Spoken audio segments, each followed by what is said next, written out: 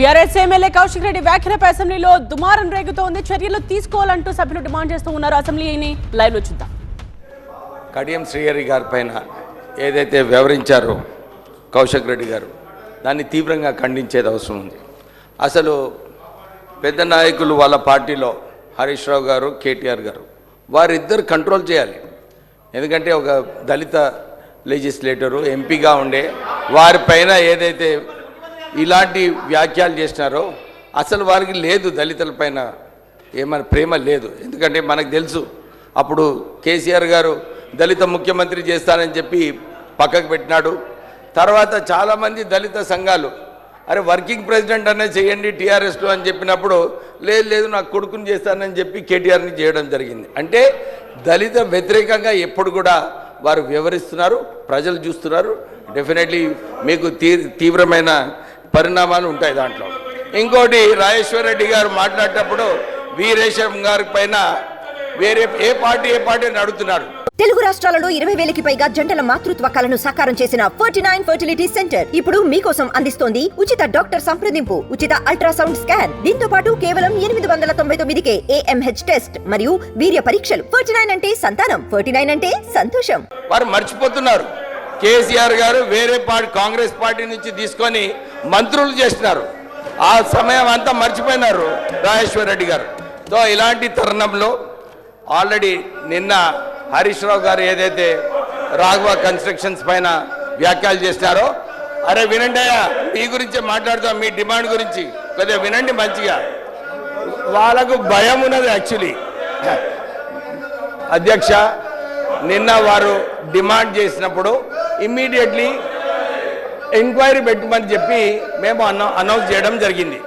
కానీ వారు మళ్ళీ కూడా ధర్నా చేస్తుంటే మా ముఖ్యమంత్రి గారు వచ్చి సరే నేను ఒక CBCID ఎంక్వైరీ పెడతానని చెప్పి వారు అనౌన్స్ చేయడం జరిగింది. కానీ వారు నిజంగానే ఎడ్యుకేటెడ్. CBCID ఎంక్వైరీ అంటే ఏంది, హౌస్ కమిటీ అంటే ఏంది అర్థం చేసుకోవాలి. ఎప్పుడన్నా ఏదైనా పాలసీ డిసిషన్ చేంజ్ ఉంటే అప్పుడు హౌస్ కమిటీ వేసి పాలసీ చేంజెస్ ఏం చేయాలని చెప్పి హౌస్ కమిటీ ఉంటుంది. నిజంగానే ఏమైనా ఎంక్వైరీ చేయాలంటే కరెక్ట్ సంస్థ అది CBCID. అందు గురించి CBCID ఉంది. లేకపోతే అన్ని కేసులు కూడా హౌస్ కమిటీ వేస్తే మరి CBCID పని ఏముంటుంది అధ్యక్ష?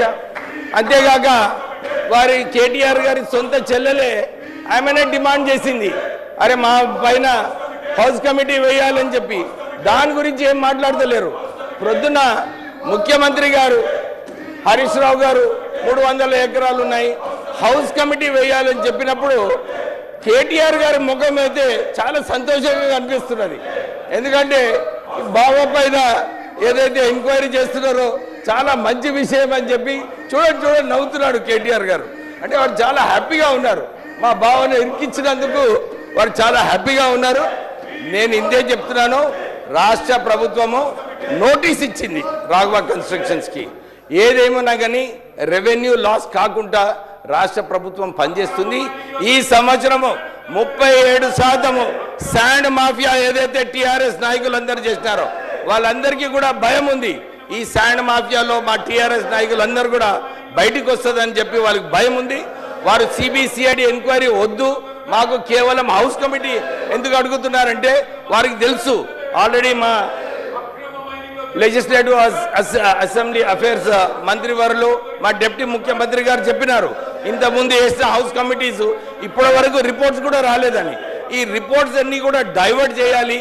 ఈ 10 సంవత్సరాలలో ఏదైతే అక్రమ మైనింగ్ జరిగిందో అవన్నీ బయటకు వస్తాయి అని చెప్పి ఆ భయంతోనే వీళ్ళు ఈ ధర్నా చేస్తున్నారు. అధ్యక్ష, వీళ్ళను తక్షణమే సస్పెండ్ చేసి లెజిస్లేటివ్ బిజినెస్ నడిపించాలని చెప్పి కోరుతున్నాను. Thank you. మంత్రి లక్ష్మణ్ గారు.